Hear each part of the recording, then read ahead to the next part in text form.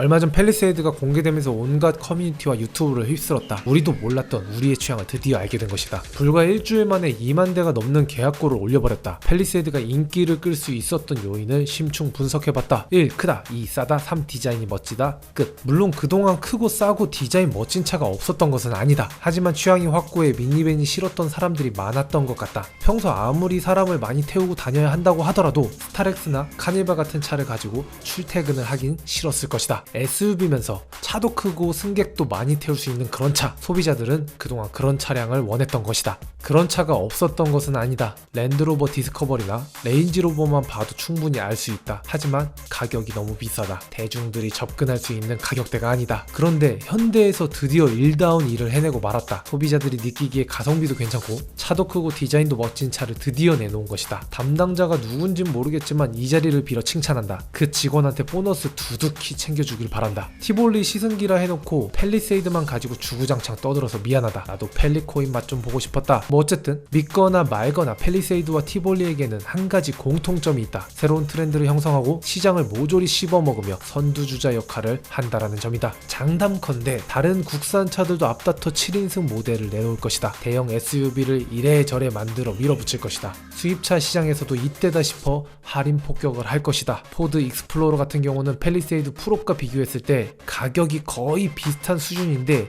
이때다 싶어 폭풍 할인을 때리면 팰리세이드 반사 이익을 볼 것이라 생각한다. 뭐 아니면 말고. 내가 담당자였으면 바로 폭풍 할인 시작이다. 다시 티볼리로 돌아와보자. 티볼리의 경우도 앞서 설명했던 상황들과 굉장히 흡사한 상황으로 시장이 돌아갔다. 팰리세이드를 보면 마치 티볼리의 과거를 보는 듯하다. 분명 소형 SUV 시장의 스타트를 끄는 것은 쉐보레 트렉스가 맞지만 이 시장의 트렌드를 이끈 것은 티볼리가 분명하다. 솔직히 나도 티볼리가 이렇게나 성공할 줄은 몰랐다. 쌍용차 기준에선 최단 기간 안에 10만 대나 판매했고 15년 출시 후 18년까지 글로벌 판매 25만 대나 기록했다. 많이 팔리는 데에는 다 그만한 이유가 있는 것이다. 현대기아마저도 코나와 스토닉을 들고 와 뛰어들게 만든 소형 SUV 시장의 선두주자 티볼리에게는 대체 어떤 매력이 있는 걸까? 지금부터 티볼리의 심층 분석을 해보도록 하겠다. 1.6 가솔린 엔진과 1.6 디젤 엔진을 선택할 수 있다. 가솔린은 126마력 16토크 직분사 자연흡기 엔진이고 디젤은 115마력 30.6토크 싱글터보 엔진이다. 변속기는 토크 컨버터 방식의 아이신 6단이 들어가고 5인승 자동차의 공차 중량 약 1300kg대를 자랑하며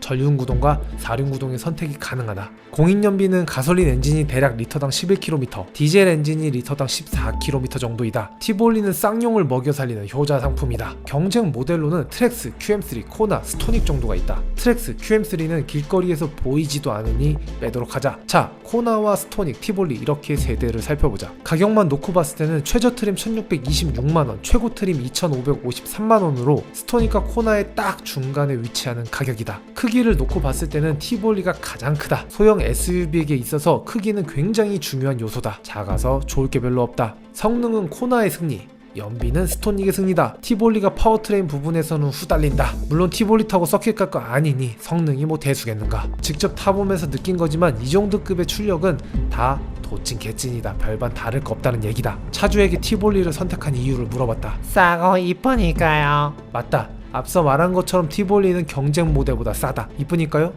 이건 개취니까 각자 알아서 판단하자. 이쁜 여자도 3년은 못 가는 마당에 차가 이뻐봤자 몇 년이나 이뻐 보이겠는가. 그렇다. 디자인은 소모성이 강하다. 처음에는 이쁘게 보였던 것도 익숙해지면 어느 순간 눈 녹듯 사라지고 만다. 슈퍼카들이 왜 희소성을 중요시하겠는가. 슈퍼카들의 디자인마저도 계속 보며 질리게 된다. 자, 이렇게 상상해보자. 길거리에 페라리가 아반떼나 소나타만큼 많다. 눈에 익을 대로 있고 여기저기 치일 정도로 많다. 그때도 페라리의 디자인이 독보적일 수 있을까? 뭐 페라리 정도의 완성도라면 그럴지도 모르지. 하지만 그런 티볼리 디자인에도 재밌는 점이 있다. 옵션으로 선택할 수 있는 카본 미러는 레알 카본이다. 무늬만 카본이 아니라 레알, 리얼로다가 카본이다. 스포츠카도 아닌 쌍용 SUV에 레알 카본이 쓰인다. 이 무슨 낭비란 말인가. 또 다른 옵션은 40만원짜리 범퍼 가드이다. 차주 말로는 이게 족간지라고 한다. 내 눈에는 똑같이 보인다. 있으나 없으나 티볼리는 티볼리 아닌가. 차주들끼리만 알아보는 포인트임에 틀림없다. 이것도 꽤나 많은 돈을 써야 하는 옵션이라고 한다. 이 녀석은 아무래도 돈이 썩어나나 보다. 개인적으로 범퍼 가드보다는 이게 더 마음에 든다. 시뻘건 불빛이 외관색과 아주 잘 어울린다고 생각한다. 그리고 80만원짜리 썬루프, 이걸 선택하게 되면 돈을 내고 포기해야 하는 것들이 생긴다. 썬루프를 선택하지 않으면 기본 옵션으로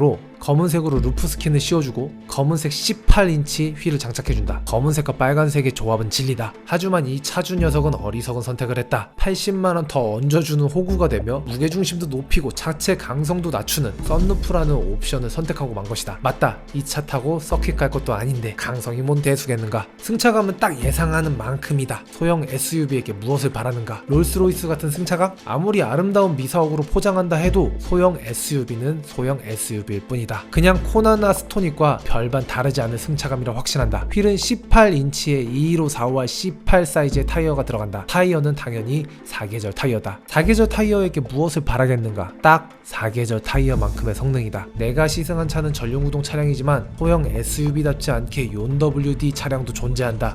오프로드! 오프로드! 어이구. 오케이 형 썬루프 들려. 오케이. 4륜구동은 시골길 다니는 분들께 좋지 않을까 싶다. 재밌는 점은 스포츠카도 아닌 녀석이 스티어링 에포트 기능이 있다라는 점이다. 게다가 스포츠 모드와 컴포트 모드에서의 차이점이 꽤나 두드러질 정도로 스티어링 휠의 무게가 무거워지고 가벼워진다. 아 형 그리고 그것도 돼. 스티어링의 감세 조절돼. 오케이, 한번 눌러볼까? 스포츠, 컴포트, 노멀, 스포츠로. 오케이, 변화가 없는데? 해봐. 아 원래 스포츠였어. 원래 스포츠였어. 오늘 컴포트로. 오, 가벼워지는데? 이 옵션이 왜 있는 거지? 고급 옵션. 오케이. 없어. 오케이. 오케이. 빨티 주행할 때, 스포츠 오케이. 주행. 스포츠 주행할 때 미세하게 컨트롤하고 싶다. 그럼 스포츠 빠. 그 핸들 개 무거워져. 주행 모드도 파워 모드로 바꿀 수 있는데 바뀌는 거라곤 변속 시점뿐이다. 파워 모드에서는 조금 더 RPM을 높게 써 시끄러운 엔진 소리를 들으며 주행할 수 있다. 물론 안 좋은 연비는 덤이다. 개인적으로 넉넉한 옵션 사양은 마음에 든다. 풀옵션을 거의 다 때려 박을 경우 엉뜨는 물론이거니와 무거운 여름 등짝을 지켜줄 통풍 시트도 존재한다. 심지어 뒷좌석에도 엉뜨가 있다. 자, 내 멋대로 결론. 1. 티볼리가 돌풍을 일으킨 이유는 전해보지 못했던 톡톡 튀는 디자인 때문이다. 2. 게다가 국민 80%가 타는 현기가 싫은 사람들에게 새로운 대안으로 충분하기 때문이다. 3. 그래도 쌍용이 아직까진 SUV는 잘 만들지 않을까 싶은 이미지 때문이다. 이것으로 더티 에디션 빨티 시승기를 마친다. 시승차를 제공해준 차주에게 진심으로 감사드리며 마지막으로 한마디만 하겠다. 새 차 좀 해라 동현아. 서러워 죽겠다. 끝.